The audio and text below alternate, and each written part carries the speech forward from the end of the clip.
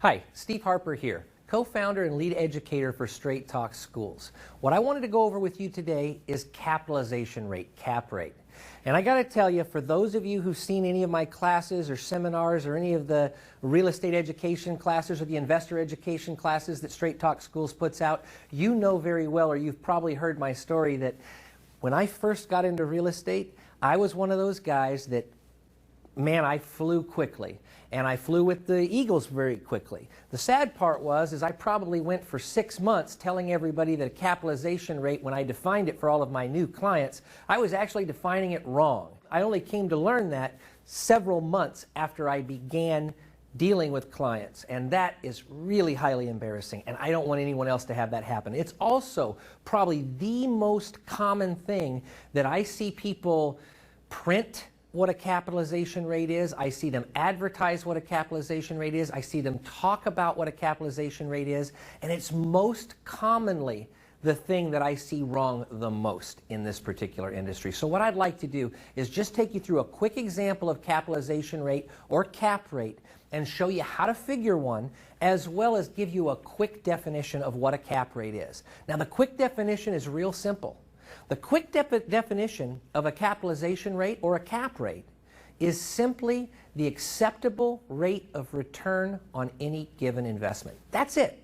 That's what a capitalization rate is. That's what a cap rate is. Now, what does that mean as it pertains to commercial real estate or residential real estate or any piece of investment property? If you were to have paid cash for the property, the cash-on-cash return or the cap rate or the cash flow, it's all going to be the same number. But anytime you start applying debt, different things, a cap rate or a cash-on-cash return, now they mean something different. So in this particular case, I'm going to show you an example. And in this particular example, we have a purchase price or an offering price or a sale price or a value, whatever you want to call it, of $1,525,000.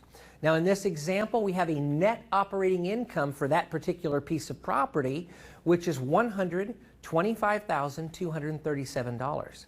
Now, if you don't know how to get to the net operating income or what that means, definitely check out some of our other videos. We have classes that go over this whole thing. But for this particular class, I just want to take you through what a cap rate is. So you take your net operating income, which is after your expenses and before any debt service, and we're going to go ahead and divide that by that offering sale price, value price, whatever the case may be. And in that particular case, all that's going to happen is you're going to get a percentage on your calculator or on your computer, wherever you figured this. And in this case, by dividing the $1,525,000 by $125,237, you're going to get an 8.21% capitalization rate. Now, that's one way to figure it.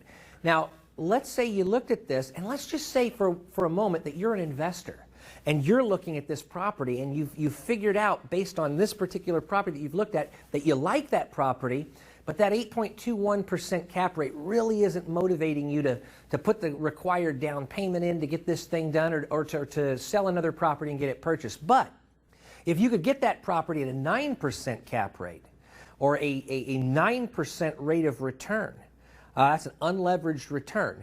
If you can do that, now it's starting to get your attention. So I want to show you a little bit about a reverse way to go around figuring out that same capitalization rate. In this particular case, let's say we wanted this property, but we want it at a 9% cap rate. So in this case, what I want you to do is take the same net operating income of $125,237, divide that by 0.09, which, as we all know, is 9%. That's going to spit out a number for you. And the number it's going to spit out is $1,391,522. And now you know, in order to get that particular property that throws off a net operating income of over $125,000, all you've got to do is divide by the cap rate that you want to figure out what you'd have to get that property bought for to be able to have it produce the results that you're looking for. In this case, a 9 cap. So I would say you'd write the offer at that and you'd get that property right there where you want it.